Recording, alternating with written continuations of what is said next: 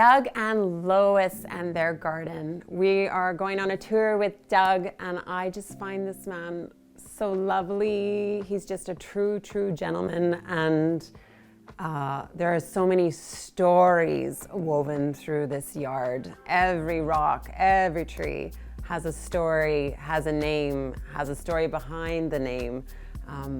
What a lovely, inspirational place to visit. You're really going to enjoy this yard and this journey. It's lovely.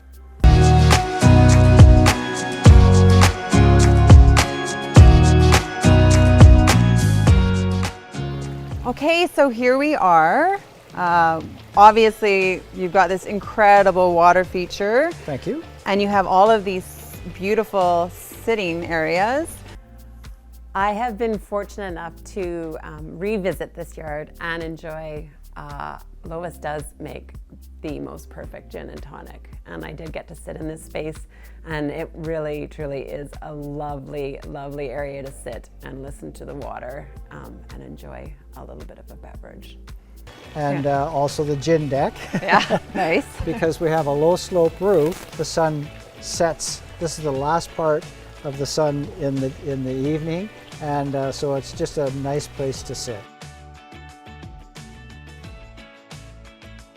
Okay, so let me tell you about the tree behind you. Okay. So the fun part in the yard is, as we started to plant trees, we decided we would name them after people. Mm-hmm.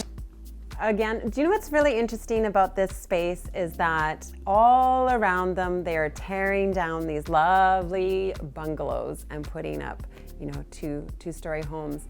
And I love that his home sinks into the landscape and therefore is a part of it. So when you are in the front yard, which we didn't actually really get to visit in this video, but his home is enveloped by the yard and the landscape. And that just adds such a coziness, I think, to being inside and looking out. And then when you're outside, you're just truly outside and hugged by nature. So I'm kind of hoping people will learn to love the bungalow again and keep those big old trees growing and learn to work with them as he has done in this yard.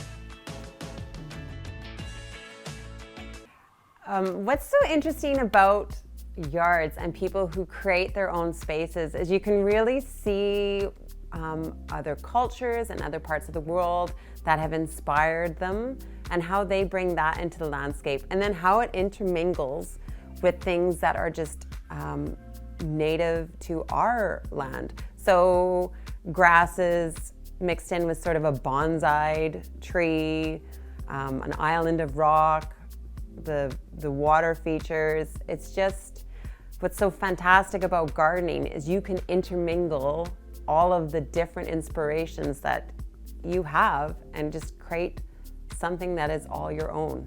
I think that's really cool. Okay, so we've turned ourselves around. There's just so many different angles and so much to see. But I believe you wanted to introduce me to this your cherry. Yes, so again, in the theme of naming all of the trees after somebody in our family, I'd like you to meet Jacqueline. Hello, Jacqueline. She is a gorgeous tree. This is an amur cherry, and the fun thing about this tree is the actual bark. In the rain, it looks amazing. Great winter interest. Yeah. And so it's a lot of fun. I'd like to shift over to this side, actually. Okay. This actually gets a bit of early light, a bit of afternoon light, and then pretty much shade after that. So some of the plants in here, it's quite subtle actually, is the Solomon seal. Yep. Solomon seal is a really cool plant because it can be in full shade or part shade. So I know the design of this yard, there's a lot of foliage. He really loves the tranquility of a lot of green and a lot of white. And then his wife adds these like pops of color, again with pots that are intermingled within the landscape. So that's kind of fun. I like to keep an eye open for a little piece of lois dotted throughout. And then our cameraman manages to capture some more of the colors that, ligularia is the blossom of a ligularia, so incredibly beautiful. I believe there's a goat's beard coming up. It may have fallen out, but it's just this beautiful white blossom that I think is a must in every yard as well. First of all, the inscription here in Japanese is love and respect.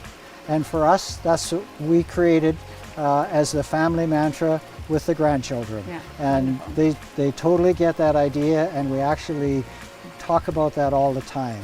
And so what the idea of a torii gate like this is that when you walk in there, it's very calm. So as we look at that in a few minutes here, you'll find that there are no potted flowers, no bright flowers or anything like that, just shade plants that do actually bloom and flower, but very subtle. So creating a family mantra around the garden, love and respect, just beautiful.